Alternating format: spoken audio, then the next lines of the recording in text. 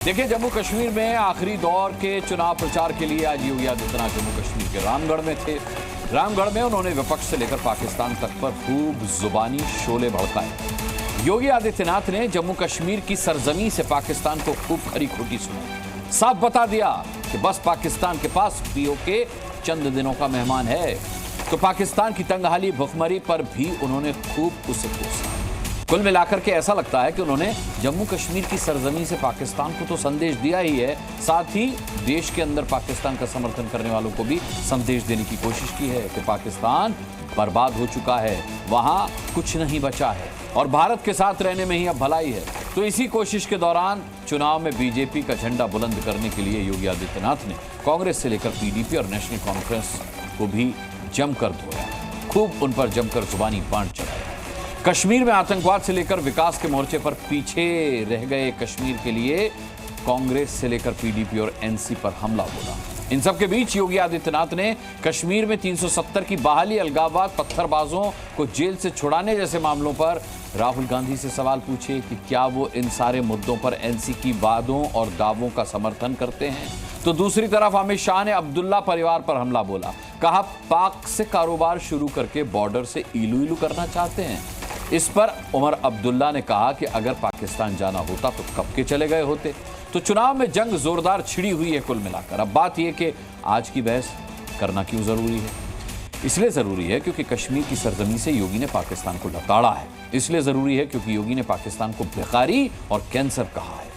कश्मीर चुनाव में योगी ने पीओके को वापस लाने का ऐलान किया है, इसलिए यह बहस जरूरी है। और योगी ने कश्मीर में आतंकवाद के लिए कांग्रेस, नेशनल कॉन्फ्रेंस और पीडीपी पर निशाना साधा, इसलिए ये डिबेट हम आज कर रहे हैं। योगी ने राहुल गांधी से पूछा है कि क्या वो 370 हटाने के समर्थन में है, इसीलिए ये डिबेट जरूरी है। तो ठोकेंगे इन तमाम सारे मुद्दों पर ताल, लेकिन उससे पहले देख लीजिए एक छोटी सी रिपोर्ट।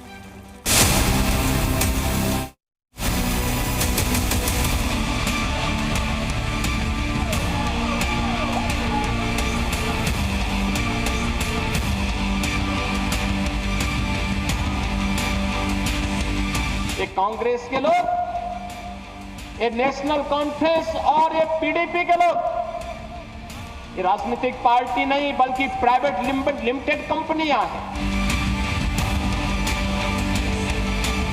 कांग्रेस के नेता श्री राहुल गांधी से कुछ प्रश्न करना चाहता हूं। जो नेशनल कॉन्फ्रेंस ने जम्मू कश्मीर के लिए अलग झंडे की बात कही है, क्या वह उसका समर्थन करते हैं? कांग्रेस हो या पीडीपी या फिर नेशनल कॉन्फ्रेंस, ये सभी तो जम्मू कश्मीर को आतंकवाद का एक वेयर हाउस बना चुके थे। आतंकवाद अंतिम श्वास गिन रहा है और पत्थरबाज पूरी तरह गायब हो गए हैं। भारतीय जनता पार्टी की यहां पर वापसी, याद रखना, पाक अधिकृत कश्मीर भी फिर कश्मीर का ही पार्ट होने वाला है, जम्मू कश्मीर का ही भाग होने वाला है।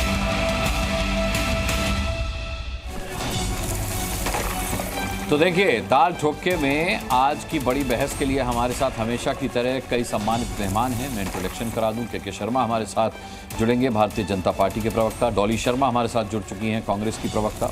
संदीप वजीर हमारे साथ हैं, नेशनल कॉन्फ्रेंस से। आरती टिक्कू हैं, वरिष्ठ पत्रकार। और पाकिस्तान से भी हमारे साथ मेहमान होंगे, पीएमएलएन से नेता इरशाद अहमद हमारे साथ जुड़ेंगे। सना सिद्दीकी हमारे साथ राजनीतिक विश्लेषक पाकिस्तान से जुड़ रही हैं। हम सभी का बहुत बहुत स्वागत करते हैं ताल ठोके में। और सबसे पहला सवाल कांग्रेस की प्रवक्ता डॉली शर्मा से है मेरा। आज योगी आदित्यनाथ ने जब रैली को संबोधित किया, डॉली जी, तो तमाम सारे सवाल उन्होंने कांग्रेस से पूछे हैं, राहुल गांधी से पूछते हैं। क्या आप उनका जवाब देना चाहेंगी? सबसे अहम सवाल है कि नेशनल कॉन्फ्रेंस का जो मानना है 370 को लेकर, जो अलगाववादियों को लेकर, पत्थरबाजों को लेकर, क्या कांग्रेस पार्टी उसे सेकंड करती है? क्या उसे समर्थन करती है? क्योंकि आप साथ में चुनाव लड़ रहे हैं। देखिए, मैं एक बात पूछना चाहती हूँ योगी आदित्यनाथ जी से आपके माध्यम से कि ये वही नेशनल कॉन्फ्रेंस है जिसके साथ जिसको उनके नेता श्री अटल बिहारी वाजपेयी जी ने अपने कार्यकाल में मंत्री बनाया था। ये वही पार्टी है ना जिसके मंत्री बनाए थे। तो अगर हमारे साथ है तो सब सही है, नहीं तो सब गलत है। जम्मू कश्मीर के लिए आप बड़ी बड़ी बातें कर रहे हैं। अरे पाकिस्तान की छोड़िए, आपने जम्मू कश्मीर को और जनता को क्या दिया है? यहाँ की जनता को देश में सबसे ज्यादा दूसरे नंबर की बेरोजगारी। अगर हम महिलाओं की बात करें तो महिलाएं आज जम्मू कश्मीर में नंबर 1 पर है बेरोजगारी में। ठेकेदारी सिस्टम, हर डिपार्टमेंट में करप्शन, ये दिया है आपने जम्मू कश्मीर की जनता को। यहाँ पर यहाँ के बच्चों का हक छीन कर आप बाहर के डोमिसाइल बना बना के बाहर के लोगों को दे रहे हैं और यहाँ के बच्चे भूखे मर रहे हैं। ये दिया है आपने जम्मू कश्मीर को। जम्मू कश्मीर का स्टेटहुड छीन कर आप आज कह रहे हैं स्टेटहुड देंगे। अरे जवाहरलाल नेहरू जी ने, सरदार पटेल ने स्टेट बनाया था जम्मू कश्मीर को। आपने स्टेट का हक छीना, डिग्रेड किया जम्मू। डॉली जी, जम्मू कश्मीर के लोगों की बात मैंने सुनी है, सुनिए। उन्होंने बताया कि जिस तरीके से इस बार विधानसभा चुनाव में प्रत्याशी घर घर आकर वोट मांग रहे हैं, ऐसा कभी नहीं हुआ। इतना भयमुक्त माहौल न कभी वोटर को मिला न कभी प्रत्याशी को मिला। क्या ये आपको उपलब्धि नहीं लगती?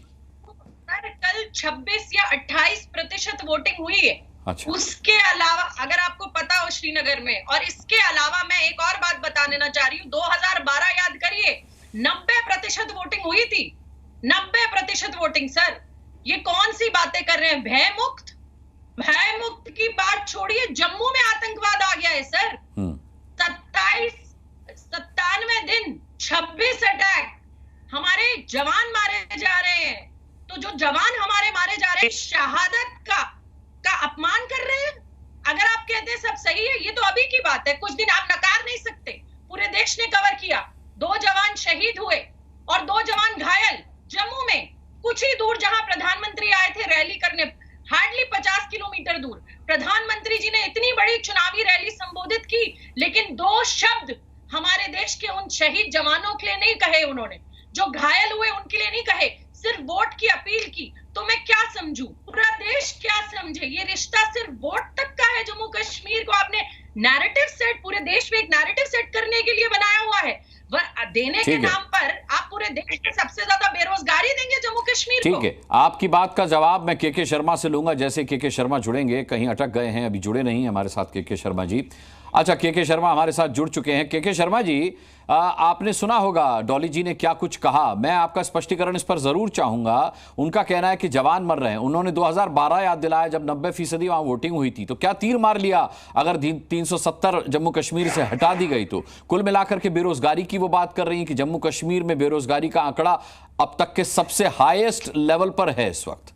तो क्या फायदा हुआ जम्मू कश्मीर को 370 हटाने से? नहीं, आश्चर्य ये है कि कांग्रेस के लोग पहले ये बात तय कर ले कि देश में किस राज्य में सबसे ज्यादा बेरोजगारी। मुझे तो आश्चर्य है, आप तो राहुल गांधी हरियाणा में थे, तो यहाँ सबसे ज्यादा बेरोजगारी है। अभी राजस्थान का उसका मध्य प्रदेश का चुनाव था, तो वहां सबसे ज्यादा बेरोजगारी है। तो ये रट के बैठे हैं, रट्टू तोता की तरह। इनको आरोप लगाना, इनको कोई मतलब नहीं है किसी आंकड़े से, बस झूठ बोलना है और झूठ के लिए कुछ भी कर सकते हैं। अभी आपने पूछा, अरे तो प्रधानमंत्री जब वोट की अपील करते हैं तो कम से कम सैनिकों की शहादत पर भी 2 शब्द बोल देते। डॉली शर्मा जी को इस पर भी आपत्ति है? नहीं, सैनिकों की शहादत पे तो पूरा देश कहता ही है। प्रधानमंत्री जी स्वयं जाके सैनिकों के बीच में अपनी दिवाली मनाते हैं, लेकिन ये तो सेना के अधिकारी को गली का गुंडा बोलते हैं। नहीं, लेकिन शहादत दिवाली का विषय नहीं है ना सर। दिवाली मनाना एक अलग बात हो गई। शहादत पर 2 शब्द बोलना एक अलग चीज हो गई ना। सुनिए, एक बात मुझे सुन लीजिए सर। तो लगातार वो तो श्रद्धांजलि भी देते हैं, सब कुछ होता है, लेकिन इनसे पूछिए ना, जो इनके नेता इसी जम्मू कश्मीर में कश्मीर की घटना पर सेना के जनरल को गुंडा बोला, उसका क्या जवाब है? खून की दलाली, इनको तो शहादत खून की दलाली नजर आती है। ये तो सबूत मांगने वाले लोग हैं सेना से कि सेना ने वहां पर क्या किया पाक अधिकृत कश्मीर में, पाकिस्तान में, उसका इनको सबूत चाहिए। तो ये क्या सेना की बात करेंगे? इनको तो सेना की नहीं, सेना के लोगों की प्रशंसा नहीं करनी है, इनको आतंकियों की प्रशंसा पे खुशी होती है। ये तो वो लोग हैं। और दूसरी बात, ये आतंकियों से मिलते भी वही हैं। जी, मैं आता हूं आपके पास। दूसरी एक बात मुझे पहले मैं कह दूं, अनुराग जी, धारा 370 हटाने के बाद भारत के साथ अधिकृत रूप से, प्रामाणिक रूप से जम्मू कश्मीर जुड़ा। 70 साल तक जो है वहां धारा 370 लगा के इन्होंने स्पेशल स्टेटस देके उसको एक अलग राज्य नहीं, अलग देश की तरह ट्रीट किया है। और इतना वहां भ्रष्टाचार हुआ इन 3 परिवारों ने मिलकर जो किया वहां पर, वो पूरा जम्मू कश्मीर जानता है। कितने हजारों करोड़ रुपए का गबन, आज वो सारे मामले चल रहे हैं। मैं आता हूं। आज इनको इस बात की तकलीफ है कि जम्मू कश्मीर के लोग आज मुख्य धारा पर जुड़े हैं, आज वहां रोजगार के अवसर पैदा हुए हैं, आज वहां गांव-गांव के अंदर डेवलपमेंट हुआ है, पंचायत के सदस्य। आपको यह भी आश्चर्य होगा अनुराग जी, एक जमाना यही जम्मू कश्मीर का था जहां के वोट परसेंटेज क्या होते थे, 2%, 3%, 5%। इस पर जब वोट पड़ते थे तो इतना ही पड़ते। आज आप देख रहे हैं रिकॉर्ड तोड़ रहा है, 51, 52, 54, 71% तक जा रहा है जी। तो ये जो लोग बैठे हैं कांग्रेस के लोग, ये तो कह चुके हैं सदन के अंदर में, और यहां पर उनके साथ इन्होंने समझौता किया जो कह रहे हैं कि धारा 370 को हम फिर से यहां लागू करेंगे। ठीक है, मतलब के शर्मा जी, मैं डॉली जी से जवाब ले लेता हूं। डॉली जी, के शर्मा का साफ कहना है कि उल्टी सीधी बयानबाजी से सेना का मनोबल कौन तोड़ता है, भारतीय जनता पार्टी या कांग्रेस? अनुराग जी, मैं इस पर भी जवाब देना चाहूंगी, लेकिन सबसे पहले इन्होंने क्या कहा, हम झूठे आंकड़े लेकर बैठे हैं। J&K job scam, an aspirant urged BJP government to be fair and safeguard our future. This is not me saying, this is the newspaper here. Scam surface in insurance scheme. IAS officer alleges J&K government. Sir, LG rule इन्हीं का है, पीछे से यही लोग चला रहे हैं। बहुत सारे पेपर है मेरे पास सर इनके स्कैम के। Charges framed against 24%. Recruitment scam sir, land scam, mine scam, ऊपर से नीचे तक ठेकेदारी सिस्टम, जम्मू कश्मीर के गवर्नर के बेटे की शादी में सरकारी पैसे लगना, जम्मू कश्मीर के बच्चों का हक छीनकर 12,000 डोमिसाइल बाहर के बनाना और यहाँ के बच्चों को बेरोजगार छोड़ना। अब इन्होंने देश की सेना की बात करी, सब चीजें लेकर बैठी हूं मैं। 1500% ड्रग बढ़ा है यहाँ और आंकड़े सच्चे हैं। 4 अगस्त 2023 parliamentary standing committee estimated that J&K has around 13.5 lakh drug user. कहां सर आ रहे हैं सर, गुजरात से भेज रहे हैं क्या अडानी के पोर्ट से यहाँ जम्मू कश्मीर के बच्चों को ड्रग एडिक्ट बनाने? नौकरी दे नहीं रहे, ड्रग एडिक्ट बना रहे हैं और कहां सोसाइटी तरफ धकेल रहे हैं आप जम्मू कश्मीर के बच्चों को, उनके भविष्य के साथ खेल रहे हैं आप। स्टेटहुड छीनने वाले कह रहे हैं स्टेटहुड देंगे। अरे कितनी बार सत्र चल चुका, उसके बाद अभी तक क्यों नहीं दे दिया? देने वाला है कौन? सरकार किसकी है केंद्र में? देते ना सर। उसके बाद टेरर अटैक्स, हाँ प्रधानमंत्री जाते हैं, रैली करते हैं, बगल के जिले में 2 जवान शहीद होते हैं और 2 जवान घायल होते हैं, एक शब्द नहीं बोलते। क्लियर कह रही हूं, 97 दिन 25 attack, terror attacks, 9 June 10 passengers killed in Reasi बस अटैक। कितना सेफ है Jammu? 1 SPO, 5 soldiers injured in Doda, 1 CRPF constable and 2 terrorist. ठीक है, मैं जवाब ले लेता हूं। फेरिस्त लंबी आपके पास मैं जानता हूं, लेकिन एक छोटा सा सवाल ही आपके सवाल को समअप कर देगा। डॉली शर्मा जी, जो मैं अब के शर्मा से पूछने वाला हूं, फिर बाकी मेहमानों का रुख करूंगा। के शर्मा जी, पहले तो कश्मीर ही अशांत था, पर डॉली शर्मा अब जो फेरिस्त गिना रही है और जो खबरें आ रही हैं, अब तो जम्मू भी अनसेफ हो गया है। नहीं साहब, 14 से पहले तो बहुत शांति थी ना, 14 से पहले तो वहां बहुत शांति थी अनुराग जी।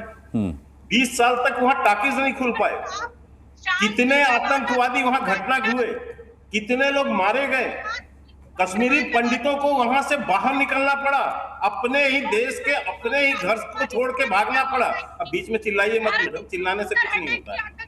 ये आज आप दोनों ही स्काइप पर हैं, अगर दोनों एक साथ बोलेंगे तो आवाज नहीं जाएगी। डॉली शर्मा जी, आपकी आवाज नहीं जा पा रही है क्योंकि आप भी स्काइप पर हैं और के जी भी स्काइप पर हैं। मैं निवेदन कर रहा हूं आपसे, अपनी बारी में बोलिएगा। आज आपकी चैनल पे एक बात दावे से कह रहा हूं जी, जम्मू कश्मीर के अंदर घाटी में आतंकवाद को पैदा करने वाली यदि कोई पार्टी है तो कांग्रेस पार्टी। आप वहां पर जाकर पता कर लीजिए, कांग्रेस ने वहां जानबूझकर आतंकवादी पैदा किए, आतंकवादियों को प्रश्रय दिया, आतंकवाद पैदा किया। पंजाब का आतंकवाद हो, चाहे जम्मू कश्मीर को हो, चाहे उल्फा का आतंक हो, ये सब कांग्रेस की देन है इस देश के अंदर। इसका सिर्फ एक कारण था इन लोग का, ये देश को बांट देना चाहते थे। ठीक है, आप जम्मू कश्मीर का इतिहास देखिए, सारे रियासत मिलाए गए, नेहरू जी के पास एक ही रियासत थी मात्र, जिसको मिलाने का काम दिया गया था। नहीं, अगर के शर्मा जी आप ये कह रहे हैं कि अगर आतंकवाद जम्मू कश्मीर में कांग्रेस की देन है, तो मतलब आप नेशनल कॉन्फ्रेंस को क्लीन चिट दे रहे हैं ना? मतलब कुछ नहीं मिलता, नेशनल कॉन्फ्रेंस और पीडीपी को क्लीन चिट दे रहे हैं ना आप? योगी जी ने आज तीनों ही पार्टी का नाम लिया वहां पर। किसका? नहीं, डोली जी तो इसलिए कहेंगी ना, वहां तो ये इनके साथ मिले जुले है ना, तो तीन परिवार ही तो है वहां भ्रष्टाचार की जनक।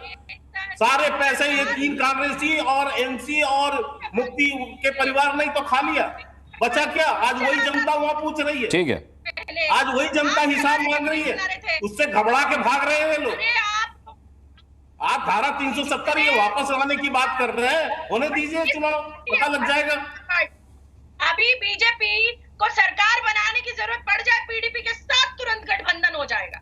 अभी पीछे अरे साहब, आप मत बताइए ये सब कहानी हमें। आपने वहां क्या किया, और युवाओं के हाथों में पत्थर देने वाले भी आप ही लोग हैं।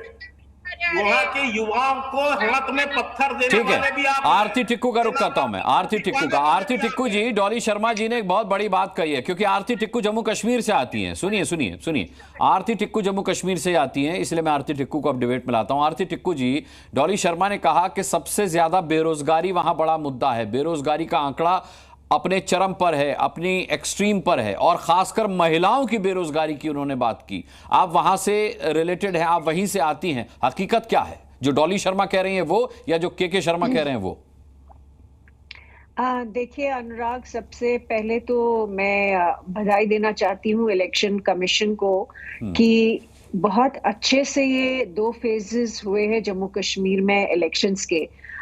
हमने कल देखा कि एक फॉरेन डेलीगेशन भी आया था। इनफैक्ट मैं कश्मीर में ही हूँ, श्रीनगर में ही हूँ, और हमने देखा फॉरेन डेलीगेशन भी आया था। और भारत का जो लोकतंत्र है उसके लिए हम लोगों को बहुत बधाई देनी चाहिए अपने आप को कि हमने उस लोकतंत्र को सिर्फ देश के बाकी राज्यों में मजबूत नहीं किया है, जम्मू कश्मीर में भी किया है। 2019 जब इतना बड़ा एक फैसला लिया गया जिसने सारा कंफ्यूजन, जो डॉली शर्मा जी के भी शायद कहीं मन में होगा कोई भी कंफ्यूजन जो था 1947 से लेकर 2019 तक, वो खत्म हुआ।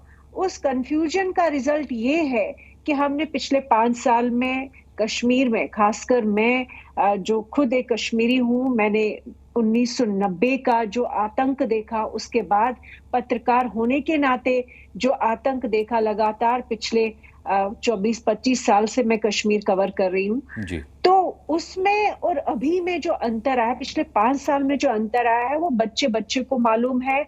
आप किसी से भी पूछिए, आप सड़क पे जिसने वोट किया है उससे पूछिए, जिसने वोट नहीं किया उससे भी पूछिए, तो वो आपको ये बताएगा कि वो फाइनली पिछले 5 सालों में राहत की सांस ले रहे हैं। एक जो फैमिलीज अपने बच्चों को स्कूल नहीं भेज पाती थी, जो कॉलेज नहीं जाते थे, जो यूनिवर्सिटी नहीं जाते थे, जो बच्चे स्टोन पेल्टिंग में मारे जाते थे, जो लोग क्लैशेस में सिक्योरिटी फोर्सेस और स्टोन पेल्टर्स के बीच में जो दंगे होते थे उनमें मारे जाते थे, सब राहत की सांस ले रहे हैं। तो ये कहना कि कोई अंतर नहीं आया, वो अपने आप को झूठ बोल रहे हैं और अपने ही वोटर्स को और अपनी ही प्रजा को, अपनी ही जनता को वो झूठ बोल रहे हैं ना। अब दूसरी बात है कि अनएम्प्लॉयमेंट के बारे में तो कांग्रेस ये भी कह रही कि पूरे देश में अनएम्प्लॉयमेंट है, जम्मू कश्मीर कोई अलग नहीं है। जो अनएम्प्लॉयमेंट जिस तरह से हम बाकी स्टेट्स में देख रहे हैं, यूनियन टेरिटरीज में देख रहे हैं, उसी लेवल की अनएम्प्लॉयमेंट यहाँ भी है। लेकिन साथ ही साथ मैं ये कहूंगी कि पिछले 5 साल में जो हमने बिजनेसेस देखे हैं, जो हमने आप खुद ही समझिए कि प्राइवेट स्कूल्स बंद होते थे, प्राइवेट कॉलेजेस बंद होते थे, दुकानें बंद होती थी, तो उनका जो बिजनेस, जब हम अनएम्प्लॉयमेंट की बात करते हैं जी, तो हम उन सब कर्मचारियों की बात करते हैं, उन सब प्राइवेट बिजनेसेस की बात करें, school, colleges, private clinics, tourism. सबसे बड़ा जो एम्प्लॉयमेंट का एक जरिया है जम्मू कश्मीर में, जम्मू में माता वैष्णो देवी है, कश्मीर में अमरनाथ जी है, और ओवरऑल कश्मीर का एक अपना टूरिज्म सेक्टर भी है। ठीक है। वो उसमें जितने लोगों की एम्प्लॉयमेंट हुई है, अगर डॉली शर्मा जी के पास आंकड़े नहीं है कि टूरिज्म कितना हुआ है, तो वो गवर्नमेंट की वेबसाइट पे जाके देखे कि टूरिज्म में भी कितनी बढ़ोतरी हुई है, और उससे ऑटोमेटिकली जो उस सेक्टर में एम्प्लॉयड लोग हैं। देखिए, मुझे कोई मतलब नहीं है। मुझे आप मैं डेटा पर आप मुझसे पढ़वाना चाहती हूँ तो मैं भी वेबसाइट मुझे कागज खोल के आपको बोल दूंगी।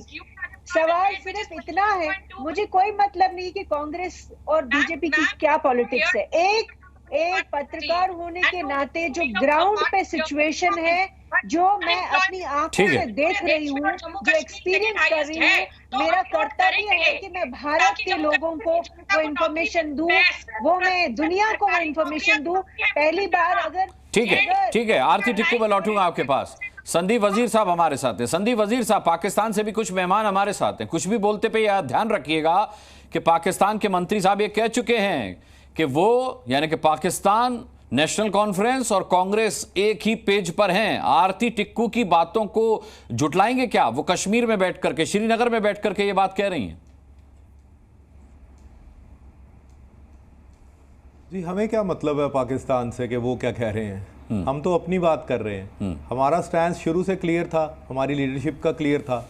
वो ये बात हमेशा से कहते आए हैं, लोगों को समझाते आए हैं कि भाई मिलिटेंसी से कुछ नहीं होगा, गन उठाने से कुछ नहीं होगा, पत्थरबाजी से कुछ नहीं होगा।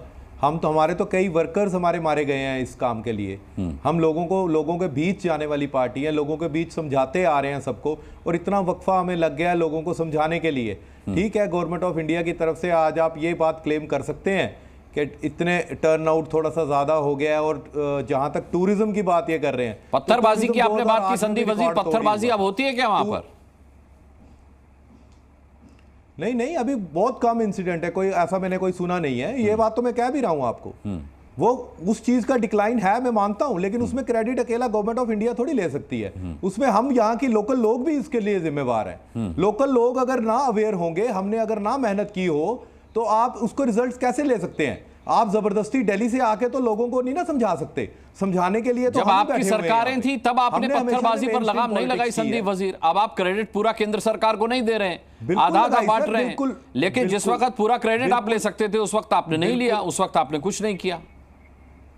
हमने किया सर, हमने करके दिखाया है। 2008 में जिस हिसाब की पत्थरबाजी, अरे पहले पत्थरबाजी की लाइव तस्वीरें चलानी पड़ती थी, गवर्नमेंट ने किया, अब आर्काइव से निकाल के चलानी पड़ती हैं। संदीप वजीर, इतना फर्क आ गया है। पहले लाइव तस्वीरें चलानी पड़ती थी रोज, सर अब आर्काइव में से निकाल के चलानी पड़ती हैं पुरानी तस्वीरें, फाइल फुटेज। आपकी बात, अरे सर हर चीज जैसे ये कहते हैं ना कि 370 को हमने तोड़ दिया, हम कहते थे कि हम उसको हाथ नहीं लगा सकता कोई, तो 70 साल लग गए ना इनको तोड़ने में।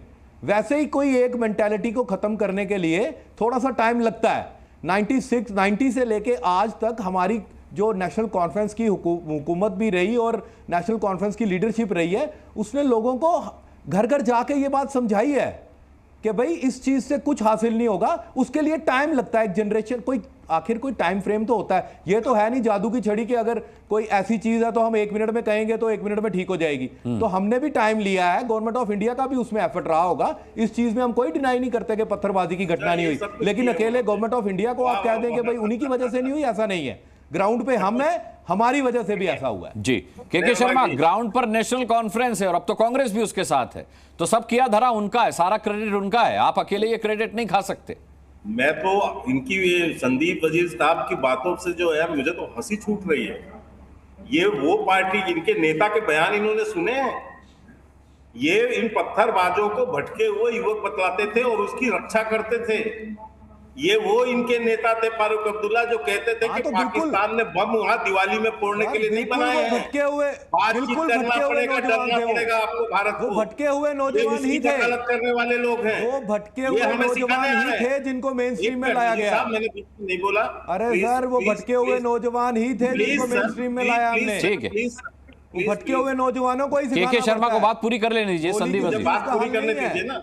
आप जब कार्रवाई होती थी जी तो आप खुशी मनाते, उस समय आपको बड़ी तकलीफ होती थी, और सैनिकों के ऊपर जब हमले होते थे तो आप खुशियां मनाते थे वहां, और पाकिस्तान के जो पेज पर आप खड़े थे ना, पाकिस्तान की वकालत फारूक अब्दुल्ला हमेशा करते रहे। उनकी आवाज जम्मू कश्मीर में यही होती थी। गलत ये सब नहीं, सुन लीजिए साहब, शांति से सुनिए ना, साहब क्यों परेशान हो रहे हैं? जब भी फौज कार्रवाई मिलिटेंट के खिलाफ करेगी तो हमें कोई प्रॉब्लम नहीं है, लेकिन जब भी फौज की कार्रवाई इनोसेंट के खिलाफ होगी। संदीप जी अपनी बारी में बोलिएगा, अपनी बारी में के शर्मा जी को बात पूरी कर लेने दीजिए। दूसरी बात अभी मैं सुन रहा था, आप मुझे चांस ये वही जम्मू कश्मीर है जहां लाल चौक पर कोई झंडा नहीं फहरा सकता था। हमने कितनी यात्राएं करके वहां बलिदान दिए हैं भारतीय जनता पार्टी ने। आपको याद होगा तिरंगा यात्रा हमारा जम्मू कश्मीर एकता यात्रा, और इसमें बलिदान हुए। और आज स्थिति ये है कि हमने वहां पर लाल चौक क्या घर घर तिरंगा का कार्यक्रम किया, और पूरे प्रधानमंत्री माननीय मोदी जी के आह्वान पे घर घर में तिरंगा लगा जम्मू कश्मीर में। एक वो दिन था कांग्रेस का जमाना और इस एजेंसी के जमाने पर, जब इस लाल चौक पे कोई खड़ा नहीं हो पाता था। झंडे की तो बात दूर कीजिए। इसके बाद इन्हीं के नेता आज भी जिक्र किया, अपने जो राजनीतिक विश्लेषक है उन्होंने वहां पर जिक्र किया राजनीतिकों का। कल इनके यहां से बयान आया है कि यहाँ राजनयिक जो है विदेशी दूतावास के लोग यहाँ क्यों लाए गए, क्यों इनको दिखाया जा रहा है भारत का ये सशक्त लोकतंत्र, क्यों यहाँ पर मतदान को दिखाया जा रहा है? क्यों? क्योंकि विश्व में जो है जम्मू कश्मीर के लोकतंत्र की चर्चा हो। आप लोगों ने तो इसको एक आतंकी क्षेत्र बना के छोड़ दिया था। आज इसमें जो सुधार होगा, मैं मानता हूं जम्मू कश्मीर की जनता का हम धन्यवाद करते हैं, उसमें उनका सहयोग है, निश्चित तौर से सहयोग है, लेकिन आप जैसी पार्टियों का सहयोग नहीं है। आप जैसी पार्टियों ने वहां पर हुर्रियत कॉन्फ्रेंस को बढ़ावा दिया। आप लोगों ने वहां कैलेंडर जारी करवाते थे, आप लोग बंद कराते थे, आप लोग आतंकियों को प्रोत्साहन करते थे और पाकिस्तान का राग गाते थे। एजेंट की तरह काम करने वाले ये जो एनसी और एक कांग्रेस के लोग थे वहां पर। ठीक है, अब पाकिस्तान को डिबेट में लाते हैं। इरशाद अहमद साहब हमारे साथ हैं, सुमाइला सिद्दीकी हमारे साथ में हैं। के लिए पाकिस्तान का सहयोग मांगने जाते हैं। मेरे को रिप्लाई करने दीजिए सर। अच्छा, रिप्लाई कर दीजिए एक लाइन में रिप्लाई कर दीजिए, फिर मैं पाकिस्तान के गेस्ट को लाता हूं। जी, इन्होंने कहा कि हमने वहां पे तिरंगा यात्राएं करके कुर्बानियां दी। कौन सी कुर्बानी दी है इन्होंने? कौन सा इनका एक भी कारकुन मारा गया हो वहां पे कश्मीर में? मुझे नहीं मारा गया सर। कारकुन जो मारे गए हैं, कुर्बानियां दी है नेशनल कॉन्फ्रेंस ने। कुर्बानी नेशनल कॉन्फ्रेंस ने की है। दो मिनिस्टर मारे गए हैं, MLCs मारे गए हैं, छोटे वर्कर मारे गए हैं, हजारों हजार हमारे वर्कर मारे जा चुके हैं वहां पे। अरे आपकी कौन सी कुर्बानी है सर? सिक्योरिटी के अंदर आए तो झंडा लेके आ रहे 5 आदमी, वो कुर्बानी होती है? कुर्बानी हमारे वर्कर्स ने ग्राउंड में दी है, हमारे वर्कर्स ने ग्राउंड पे कुर्बानी दी है। हमारे मिनिस्टर्स मारे गए हैं, MLCs मारे गए हैं, हमारे वर्कर्स मारे गए हैं, उसको कुर्बानी बोलते हैं। बातों से ही कुर्बानी नहीं हो जाती है कोई? नहीं होता, अपनी बातों से ही कुर्बानी। आपने सब कुछ बातों से ही कर दिया। ठीक है, पाकिस्तान को लाते हैं, पाकिस्तान को डिबेट में लाते हैं। इरशाद अहमद हमारे साथ हैं, नेता PMLN के, और सुमाइला सिद्दीकी हैं। सुमाइला सिद्दीकी का सबसे पहले रुख करूंगा। सुमाइला सिद्दीकी, ये जिस तरीके से पाकिस्तान से बयान आते हैं, आपके मंत्री साहब ख्वाजा साहब जो उन्होंने बयान दिया पिछले दिनों, वहां बैठ करके उन्होंने ये इंटरव्यू दिया कि भाई धारा 370 को वापस लाने की उनको उम्मीद है कांग्रेस से, नेशनल कॉन्फ्रेंस से। उन्होंने उम्मीद जाहिर की अगर कांग्रेस की और नेशनल कॉन्फ्रेंस की सरकार आ जाती है जम्मू कश्मीर में तो पाकिस्तान, नेशनल कॉन्फ्रेंस और कांग्रेस एक ही पेज पर हैं। मुझे समझ में नहीं आता कि जम्मू कश्मीर भारत का, निजी तौर पर भारत का अपना मामला है, इसमें पाकिस्तान इतना इंटरेस्ट क्यों लेता है?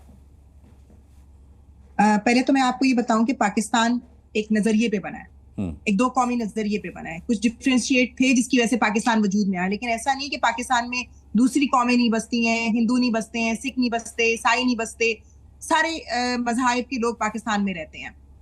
या तो हिंदुस्तान ये बात कह दे कि हम अमन नहीं चाहते, हम दोस्ती नहीं चाहते, हम चाहते हैं जो हम 77 ईयर से जो हम लड़ाइयां कर रहे हैं वो लड़ाइयां हमने कंटिन्यू रखनी है, तो फिर तो समझ आता है कि हमारा नजरिया अलग हो जाता है आज आके।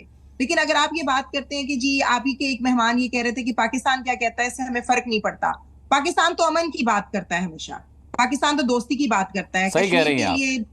हमारा स्टैंड है और हमेशा हमारी, आपने कहा दूसरी कौमें भी वहां खूब रहती हैं। पाकिस्तान जब से बना है तब से कितनी दूसरी कौमें वहां थी, कितने फीसदी थी, कितनी परसेंटेज थी उनकी, और अब कितनी है? ये आंकड़े भी हमारे पास हैं, ये आंकड़े भी हमारे पास हैं कि कितनी दूसरी कौमें रहती थी और अब कितनी रह गई हैं। सुमाइला सिद्दीकी, जी बताइए। जी नहीं, मैंने कहा ये आंकड़ा भी हमारे पास है और आपकी शांति प्रियता की मिसालें भी हमारे साथ हैं। आप कितनी शांति प्रिय देश हैं ये भी हमें पता है, और यही नहीं, यूएन को भी पता है, अमेरिका को भी पता है, जहां पाकिस्तान कटोरा लेके भीख मांगने जाता है उन देशों को भी पता है। तो चलें बात सुने, ये पाकिस्तान का जाती मसला है, इसमें इंडिया का कितना इंटरफेरेंस? अरे जाती मसला है तो भीख अपने देश में मांगिए, भीख अपने देश में मांगिए। अरब कंट्रीज कह रही है पाकिस्तान से भिखारियों को मत भेजिए, तो ये आपका जाती मसला नहीं रहा, ये इंटरनेशनल मसला हो गया है। तो इंटरनेशनल मसला है, पाकिस्तान की हुकूमत खुद उसको सॉल्व करेगी ना।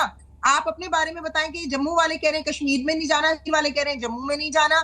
आपके तो अपने ही लोग आपस में जो है ना वो क्यू शीट्स दिखा के लड़ रहे हैं कि जी सारे रिकॉर्ड्स दिखा रहे हैं पिछले कई सालों के। आप वो बात करें कि क्या इंडिया नहीं चाहता कि अमन हो, इसके ऊपर बात करें ना। हम तो चाहते हैं आतंकवादी आप भेजेंगी और अमन की उम्मीद हमसे करेंगी तो ये नहीं हो पाएगा। सुमाइला सिद्दीकी, आतंकवादी आप भेजेंगी और अमन की उम्मीद हिंदुस्तान से रखेंगी तो ये नहीं हो पाएगा। माफ कीजिएगा, फिर ईंट का जवाब पत्थर से दिया जाएगा। चलिए इरशाद अहमद साहब को लाता हूं डिबेट में। इरशाद अहमद साहब, आपका लिंक थोड़ा फेल हुआ था, वरना मैं पहले आपके पास आना चाहता था। अब देखिए, योगी आदित्यनाथ जो यहां उत्तर प्रदेश सूबे के मुख्यमंत्री हैं, उन्होंने साफ तौर पर यहां के लोगों को बता दिया, हिदायत दे दी है। यहां पर भी कुछ पाकिस्तान परस्त लोग रहते हैं, उन्होंने साफ तौर पर कहा है कि देख लो पाकिस्तान की हालत क्या है। और याद रखिएगा इरशाद अहमद साहब कि आज अगर पाकिस्तान भिखारी हुआ है तो हिंदुस्तान का उससे कोई लेना देना नहीं है। या आप अपने कर्मों की वजह से, अपने कर्मा की वजह से इस तरीके से भीख मांगने पर आमादा और मजबूर हुए हैं। तो यहां के लोगों को यह बता दिया गया है कि देखो क्या होता है करनी का अंजाम। पाकिस्तान परस्त लोगों को साफ कह दिया गया है। आज मैं बहुत खुश हुआ कि मेरी एक कश्मीरी बहन डोली ने बहुत आपका जो है ना आईना दिखाया आपको, जिससे आपकी चीखें निकली। बहुत मजा आया मुझे, मैंने तालियां बजाई उनके लिए, डोली के लिए। मजे लेना ही तो आपकी आदत है सर। मुसलमान है, मजे लेना, मजे में तो भिखारी हो गया पाकिस्तान। मजे में पाकिस्तान भिखारी हो गया। अभी सुने आप, सुनूंगा, पूरा सुनूंगा। दूसरी बात, आप जब बोलते हैं तो मुझे भी मजा आता है। बीजेपी के एक साहब कह रहे थे घर घर तिरंगा। हाँ। मैं ये कहूंगा घर घर तिरंगा नहीं, घर घर दंगा किया आप लोगों ने। आप दंगेबाज लोग हैं, आप पंगेबाज लोग हैं।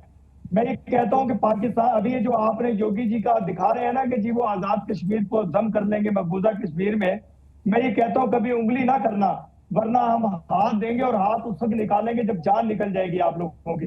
तो दूसरी बात ये मैंने 3 जंगों में किसकी निकली है? 3 बार जंग हो चुकी है हिंदुस्तान पाकिस्तान की, किसकी निकली है? इरशाद अहमद, इरशाद अहमद, अरे भाई इतिहास पर तो नजर डाल लीजिए, इतिहास पर तो नजर डाल लीजिए। 3 जंगे मुंह की खाकर बैठे हैं आप 3 जंगों में। 71 की तस्वीरें दिखाऊं क्या? 71 की तस्वीरें, जब आपके रेंजर्स घुटनों पर बैठे हुए हैं। बहुत छोटा था मैं वही कह रहा हूं, हम छोटे थे, आज हम बड़े हैं, आज हमारे बड़े भी बड़े हैं। हम बताएंगे कि क्या होती है जंग और क्या होती है आजादी। हाँ। दूसरी बात यह है कि आप मुख्तलिफ जगहों से, अरे पहले आप भुखमरी से जंग तो जीत जाइए। इरशाद अहमद, पहले भुखमरी से जंग तो जीत लीजिए, हिंदुस्तान से जंग जीतने का ख्वाब फिर कभी देख लीजिएगा। सच सुनने की हिम्मत रखा करें। आपका मुल्क इंतशार का शिकार है, भीख मांगनी पड़ी थी अमेरिका से। ये तो आपने सोल्जर्स के डेड बॉडीज तक जाना नहीं चाहते थे। आप नाराज हो जाएंगे, अरे जाइए पहले तो आप जैसे चुल्लू पर पानी में अपनी चोंच बंद रखनी चाहिए थी, उसामा बिन लादेन, आपको अपनी चोंच के अंदर बंद रहना चाहिए था। देखिए मैं आप लोगों के दरमियान में नहीं बोला, मुझे बोलने दीजिए। एक करके इरशाद अहमद साहब को बोलने दीजिए, सुमाइला बोलने दीजिए, इरशाद अहमद साहब को बोलने दीजिए। आरती जी, मैं किसी के दरमियान में नहीं बोला, मैंने आपको आजादी जी मैं भी दरखास्त कर रहा हूं मेहमानों से कि आपको बोलने दें। जी बोलिए। लेकिन आप लोग सच सुनना नहीं चाहते, मुझे ये बड़ी तकलीफ दे बात है मेरे लिए। अब मैं दूसरी बात करूंगा कि आप ये देखिए कि हिंदुस्तान तो खुद से इंतशार का शिकार है। मोदी जी की जो पॉलिसीज हैं उसके दरमियान अब योगी जी मोदी जी की जगह लेने के लिए आ रहे हैं। योगी जी चाहते ये हैं कि मोदी जी को भी देखें, अपनी पार्टी में भी आपको नीचा दिखाने के लिए। अच्छा, आपके यहाँ इमरान खान आ रहे हैं कि नहीं आ रहे हैं? आपके यहाँ इमरान खान आ रहे हैं कि नहीं आ रहे हैं?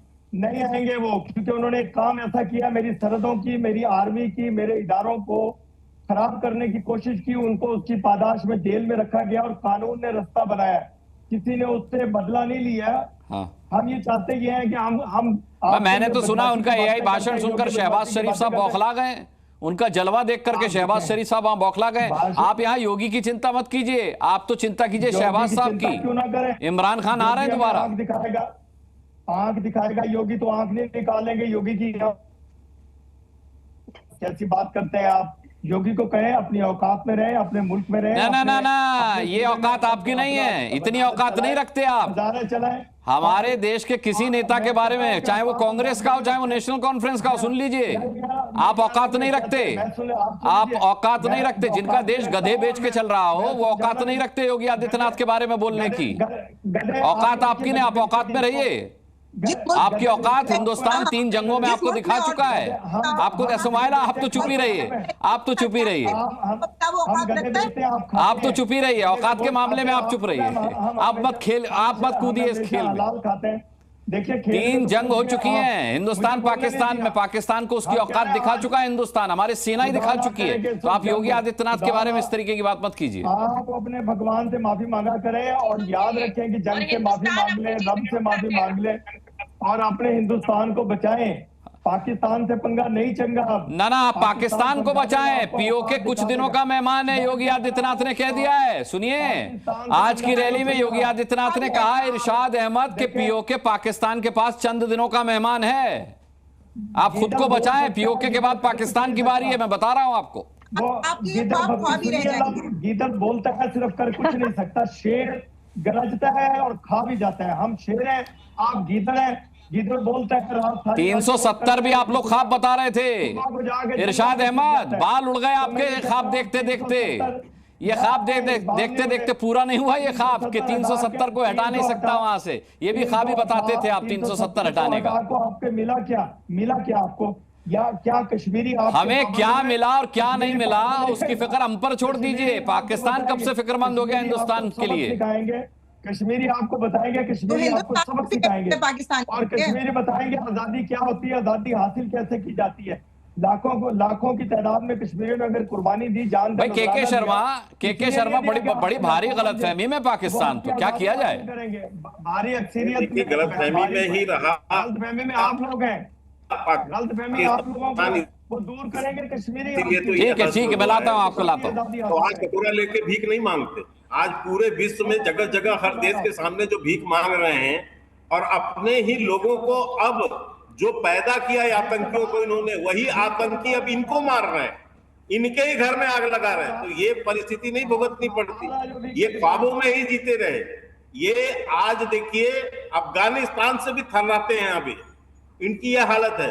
भीख का कटोरा लेके पूरे विश्व में घूम रहे हैं, कोई देने वाला नहीं है, किसी के दरवाजे खड़े होने लायक नहीं है। अब क्या घमासान कर रहे हैं, अपने ही नेता को जेल में बंद कर रहे हैं, अपने ही नेता के साथ लड़ रहे हैं, अपने देश में आग लगा रहे हैं। तो आपने दृश्य देखते हैं दंगों का, कौन करने जा रहा है? वो दंगे तो इन्हीं के लोग कर रहे हैं ना, 2 राजनीतिक दलों के लोग ही कर रहे हैं, वही आग लगा देते हैं वहां पर। तो ये हालत इनकी हो गई। और ठीक कहा आपने कि गधों के ऊपर इनकी जो है, मैं लाता हूँ डॉली जी, आपको भी लाता हूँ। गधे के ऊपर, गधे की बिक्री पे इकोनॉमी चला। मैं वही इनसे कह रहा हूँ कि अगर चीन इनके गधे नहीं खरीदेगा तो इरशाद अहमद साहब को रात का डिनर नसीब नहीं होगा। सुमाइला सिद्दीकी ने शायद 71 की तस्वीरें नहीं देखी, मैं आप दोनों के लिए खासकर ये तस्वीरें चलाता हूँ। देखिए किस तरह पाकिस्तान ने सरेंडर किया था। पाकिस्तानी सेना के जवानों को तो आप पहचानती होंगी सुमाइला, देख लीजिए तस्वीर, ये तस्वीर देख लीजिए, कितनी मजे की तस्वीर है ये। आपको मजे आ रहे थे ना बहुत? ये देखिए मजे की तस्वीर, ये है 71 की तस्वीर, ये है औकात आपकी, ये है पाकिस्तान की औकात, ये है पाकिस्तान की औकात। देखिए किस तरीके से पीछे हट करके और घुटनों के वाले पाकिस्तान। अगर आप अपनी औकात नहीं भूले होते इरशाद अहमद, तो फिर आतंकवाद को आपने पाला ना होता, पोसा ना होता। चलिए मैं आपके पास लौटूंगा। डॉली शर्मा कुछ कहना चाहती है। डॉली शर्मा बोलिए। डॉली शर्मा सही तरह कपड़े उतारे इनके आज। मैं अनुराग जी कहना चाहती हूँ कि हिंदुस्तान का अभिन्न अंग है कश्मीर, नंबर 1। नंबर 2 सबसे अहम, वो जो मैं मुंह से कहना चाहती थी, वो तस्वीरें आपने यहाँ दिखाई है जी, क्लियर कट। इंदिरा गांधी जी ने ये करके दिखाया है जी, करके दिखाया और ये बताया है कि हिंदुस्तान कहीं पीछे नहीं है और हिंदुस्तान को किसी बाहरी मुल्क की सलाह की जरूरत नहीं है। हम सक्षम हैं, हर चीज में सक्षम है और हिंदुस्तान अपनी लड़ाई खुद लड़ सकता है। हिंदुस्तान को किसी भी मुल्क की सलाह की जरूरत नहीं है। इरशाद अहमद का चेहरा उतर गया आपकी ये बात सुन करके। वो एक पेज पर समझ रहे थे आपको और अपने आप को, आपने ये कह दिया डॉली शर्मा, उनका चेहरा उतर गया बेचारों का। चेहरा क्या, आपके कपड़े उतार दिए डॉली शर्मा ने, अभी अब पहना रही है वापस, क्योंकि वो डर रही है कि रहना भी तो है हिंदुस्तान में। हिंदुस्तान में तो आप भी आके रह सकते हैं बिना डरे।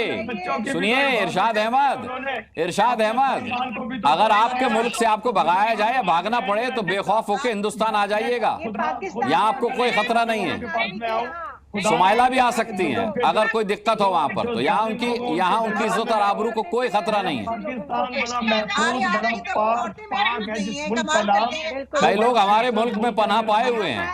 देखिए पनाह नहीं पाए हुए हैं, ये जो दहशतगर्द आपके भागे होंगे वो लोग वहाँ होंगे। वो जितने दहशतगर्द हमारे मुल्क में हैं वो सब पाकिस्तान के भेजे हुए हैं। इरशाद अहमद, कहिए तो पहचान पत्र भिजवा दूं उनके। एक को तो खैर अमेरिका ने ढूंढ कर ही मारा था। एबोटाबाद आप ही के देश में है ना। मैं ये कह रहा हूँ इरशाद अहमद, एबोटाबाद कहाँ पर है? अभिनंदन कहाँ था? एबोटाबाद कहाँ पर है? ओसामा बिन लादेन कौन था? ओसामा बिन लादेन कौन था? आपका चूहा पकड़ा था, कहाँ से पकड़ा था मैंने? मेरे पाकिस्तान की फोर्सेस ने आपका एक चूहा पकड़ा था अभिनंदन के नाम से। पाकिस्तान के नक्शे से हटा दिया क्या एबोटाबाद आपने? नक्शे से हटा दिया। मैं कह रहा हूँ या वहाँ गधे पालते हैं आप? ये अपने चूहों को कभी भी कोशिश, एबोटाबाद में गधे पालते हैं क्या? बात की तरफ आए, मैं कह रहा हूँ मेरी सरहद की तरफ मैली निगाह से मत देखिएगा, क्योंकि ओसामा बिन लादेन आपके अब्बा जानते हैं मोहतरमा। आप अपनी चोंच बंद रखें, जब आपकी बारी आई जब बोलिए। मैं ये कह रहा हूँ कि मैं आपके दरमियान में नहीं बोला, आपको इज्जत रास्त नहीं आती। अच्छा रुकिए, संदीप वजीर साहब से भी आपको हिदायत दिलवा देता हूँ। संदीप वजीर साहब, ये हमें चोंच बंद रखने की सलाह दे रहे हैं। संदीप वजीर साहब, पाकिस्तान हमें चोंच बंद रखने की सलाह दे रहा है। शब्द देखिए इनके। अब देखिए संदीप वजीर साहब बोल रहे हैं। देखिए अच्छा, अब थोड़ी देर इरशाद जी अपनी चोंच बंद रखिएगा। इरशाद जी थोड़ी देर के लिए चोंच बंद रखिए। हाँ बोलिए वजीर साहब। इरशाद साहब आप इस चैनल पे आए हैं, आप गेस्ट हैं इस चैनल के, लेकिन आपको मैं एक बात बिल्कुल वाज़ेह कर देना चाहता हूं कि पाकिस्तान को अपना गिरेबान खुद देख लेना चाहिए। आपको ये हिस्ट्री मालूम होनी चाहिए कि जब जम्मू कश्मीर के लोगों ने पाकिस्तान को रिजेक्ट करके हिंदुस्तान का हाथ थामा था, वो टाइम भी एक टाइम था। आज हम उसी वजह से शेख मोहम्मद अब्दुल्ला ने जो जम्मू कश्मीर का हाथ था वो नेहरू जी के हाथ में दिया था, हिंदुस्तान के हाथ में दिया था, और तब से लेके आज तक हम हिंदुस्तान का हिस्सा हैं। हम हिंदुस्तान है खुद में एक। तो आप कम से कम अपने मुल्क का ख्याल रखिए और हमें सलाह देनी बंद कीजिए प्लीज। आप मकबूजा कश्मीर हैं आप। अरे सर वो तो हमारा हिस्सा आपके पास है ना, वो हमने वापस कैसे लेना है वो तो सोचना है हमने।